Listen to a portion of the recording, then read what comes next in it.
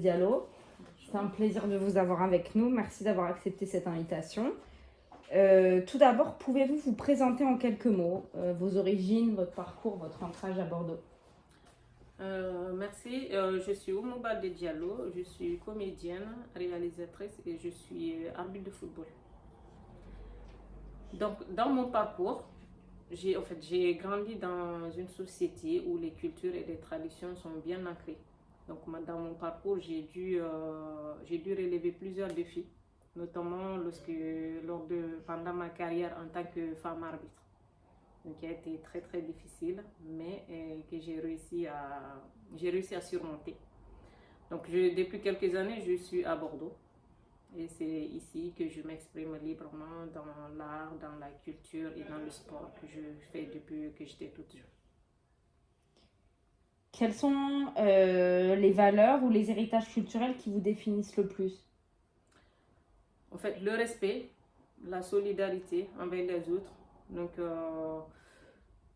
mes origines m'ont appris l'importance du respect des autres, de la solidarité. Et ce qui me permet aussi de me rappeler d'où je viens et de lutter pour ma place et celle des autres aussi.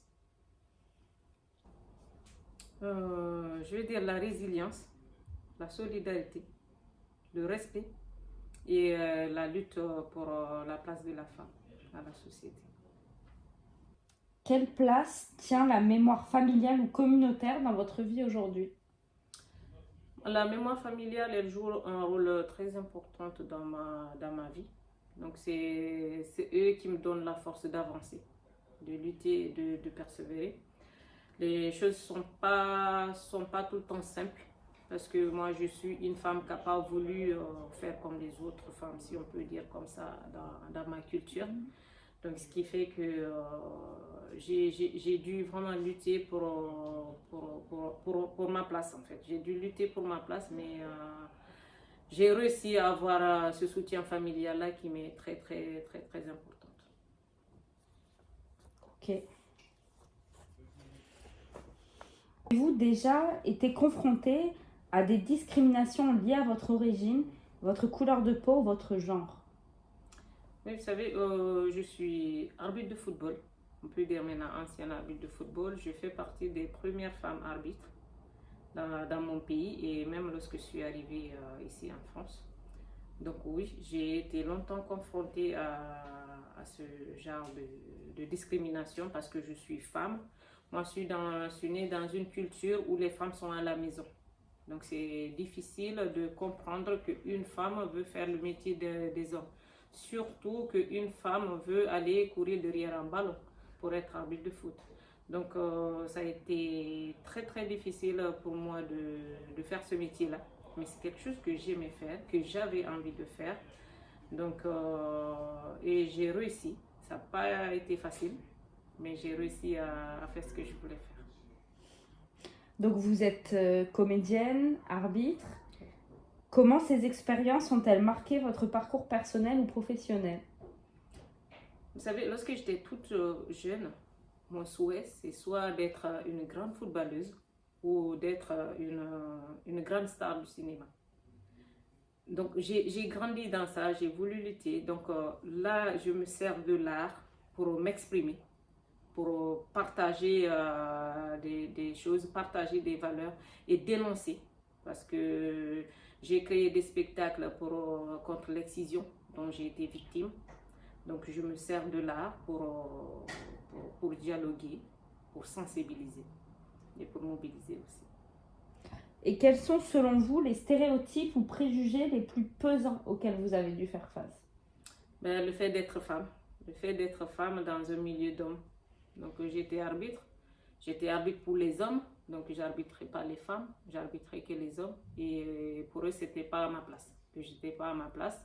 Je me souviens lorsque j'ai commencé l'arbitrage en Guinée, à un moment donné, pour que j'arbitre un match, il faut que la police soit là. Donc, s'il n'y avait pas la police, je ne pouvais pas parce qu'il y a les supporters qui m'attendaient, il y a les joueurs qui ne voulaient pas de moi, il y a les dirigeants qui ne voulaient pas de moi. Donc, ça a été très, très compliqué, mais je me disais dans ma tête que vous n'allez pas réussir à me faire fuir. je vais rester. Donc, du coup, on me dit, ben, t'as rien à faire, t'es une femme libre. En fait, nous, chez nous, quand on dit une femme est libre, c'est pas bon. En fait, c'est que j'ai pas de valeur, j'ai pas de principe. Pourquoi je suis là? Donc, c'est pas ma place. On me ramène à mes casseroles, va faire autre chose, t'as rien d'autre à faire. Donc, ça a été très, très pesant, très difficile à supporter. Des fois, je rentrais chez moi, je pleurais. Mais je pleurais toute seule dans mon coin sans que mes parents ne soient au courant parce que sinon ils allaient me dire d'arrêter d'y aller. Surtout qu'ils ils ont été vraiment très très réticents pour me laisser faire ce genre de métier.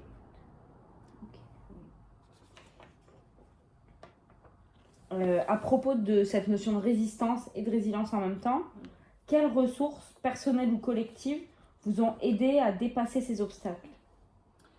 J'ai ma famille, il y a ma famille qui m'a beaucoup soutenue et mon envie personnelle de lutter.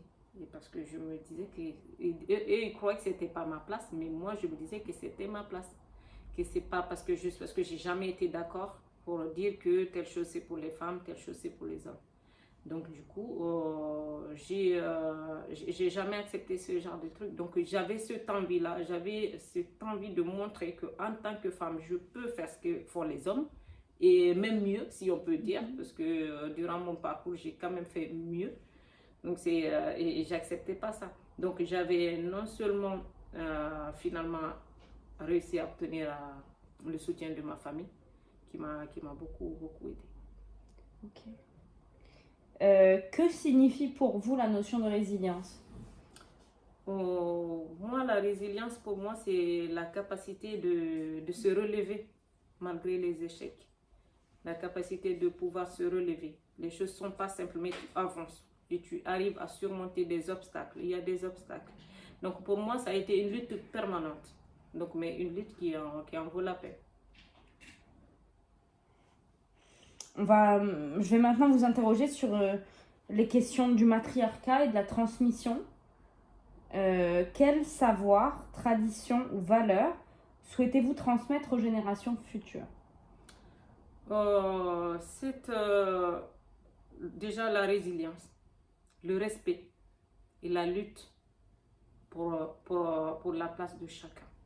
Que chacun essaye de lutter pour que nous, femmes, qu'il n'y ait pas de différence entre femmes et hommes. Et cette jeune génération, c'est important qu'ils puissent valoriser leur héritage culturel, leur histoire. Quel rôle jouent les femmes dans votre famille, votre culture ou votre parcours? En fait, c'est un peu difficile. Moi, dans ma culture, généralement, les femmes sont à la maison. Donc, les femmes restent à la maison parce que jusqu'à présent, on est en train de lutter pour qu'on mette les jeunes filles à l'école. Donc, c'est très compliqué. Donc, mais il y a des voix qui commencent à se lever pour dire non. C'est pas parce qu'on est des femmes qu'on est limité. C'est pas parce qu'on est des femmes qu'on ne doit pas faire ci, qu'on ne doit pas faire ça. Donc, mais c'est tellement ancré dans les cultures et les traditions. Donc, ça prend du temps. Mais c'est en train de décoller petit à petit. Pour finir sur ce thème, comment percevez-vous la différence entre les modèles matriarcaux en Afrique, aux Caraïbes, dans les peuples autochtones, avec les modèles patriarcaux dominants, en France par exemple? Les modèles matriarcaux, en fait, c'est des modèles qui soutiennent la femme, donc qui l'aident à s'affirmer et à s'intégrer, tandis que les modèles patriarcaux, c'est le contraire. Donc, c'est plus de la discrimination. Donc, ce qu'il faut, c'est de lutter pour que ces deux modèles-là, qu'on puisse trouver l'équilibre entre ces deux modèles pour ne pas qu'il y ait des frustrations. J'aimerais vous entendre par rapport à votre vision, au message que vous envoyez à travers vos différents engagements. Quelle place l'art et la culture ont-ils dans votre vie et dans vos luttes? Bon, l'art et la culture ont pris une place très importante dans mes luttes parce qu'à travers l'art, je me permets de dénoncer, de sensibiliser. Parce qu'à travers l'art, j'ai réussi pour la première fois de parler de l'excision dont j'ai été subie. Donc pendant des années, j'avais honte d'en parler, j'avais honte de le dire. J'ai réussi à créer un spectacle autour de ça, autour de mon histoire. Et depuis cet événement-là, on dirait que je me suis sentie libérée. En fait, je me suis sentie libre. Au début, je ne voulais pas en parler. À travers ce spectacle-là, j'ai envie de crier au monde entier que oui, j'ai subi l'excision, oui, c'était pas de ma faute, oui, ceci, mais il faut que ça s'arrête. Voilà, donc du coup, à travers l'art, j'ai envie de marquer les esprits pour que les gens y comprennent qu'à un moment donné, il y a des choses, c'est des injustices. Il faut lutter contre les injustices. Parce que moi, chez moi, la femme n'a pas beaucoup de place dans la parole. Et moi, je suis là, je vais me permettre, si je peux, de parler à la place de ces femmes-là qui ne peuvent pas parler. Si vous aviez un message à adresser aux jeunes femmes racisées d'aujourd'hui, que serait-il?